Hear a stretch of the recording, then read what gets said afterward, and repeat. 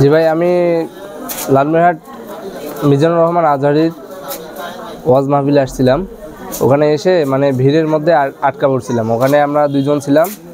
Pocket মার এসে হঠাৎ করে পকেট থেকে ফোন টান দিছে। এখন ওখানে ধরার মতো কোনো কায়দা কৌশল ছিল না। আমি অনেক চেষ্টা করছি কিন্তু তাদেরকে আটক করতে পারি নাই, বিধায় ফোনটা চুরি হয়ে গেছে। এখন থানায় আসলাম, এখানে এসে জিডি করলাম। ঠিক আছে। হ্যাঁ না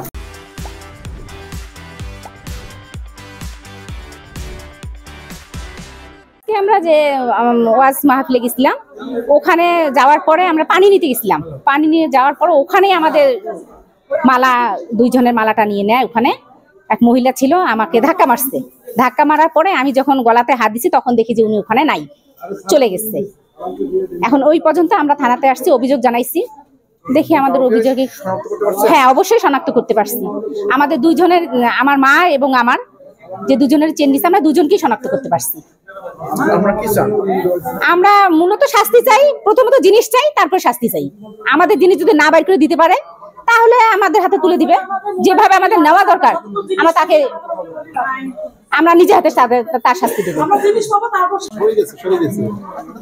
আমার মায়ের চেন এক ভরি স্বর্ণ গলা থেকে নিয়ে গেছে, এটা শনাক্ত করেছে, সে আছে ভেতরে আছে। কখন হারিয়েছে? সেটা 11:30টার দিকে।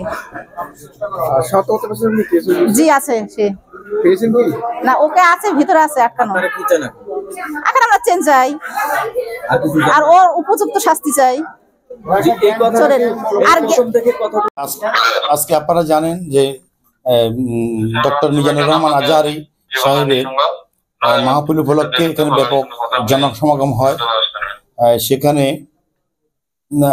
আমরা 8টির মতো এ পর্যন্ত জিডি পেয়েছি, মোবাইল হারিয়ে যাওয়ার জিডি করা হয়েছে এবং 22 জন মহিলাকে চুরির, স্বর্ণালঙ্কার চুরির অভিযোগে আটক করা হয়েছে। তাদের জিজ্ঞাসাবাদ করা হচ্ছে, তারা থানায় হাজতে আছে, তাদেরকে জিজ্ঞাসাবাদ করা হচ্ছে এবং তাদের বিরুদ্ধে আইনানুগ ব্যবস্থা গ্রহণ করা হবে। তারা কোথা থেকে আসছে আপনার ধারণা? তারা সকলেই, অধিকাংশই বলেছে তাদের বাড়ি ব্রাহ্মণবাড়িয়া এবং হবিগঞ্জ জেলায়। তারা আপনার মহাস্থানগড় মাজার কেন্দ্রিক অবস্থান করে। তাদেরকে এখন কোথায় দেওয়া হবে? তাদেরকে আমরা আদালতে প্রডিউস করব। জি, আপনার নামটা?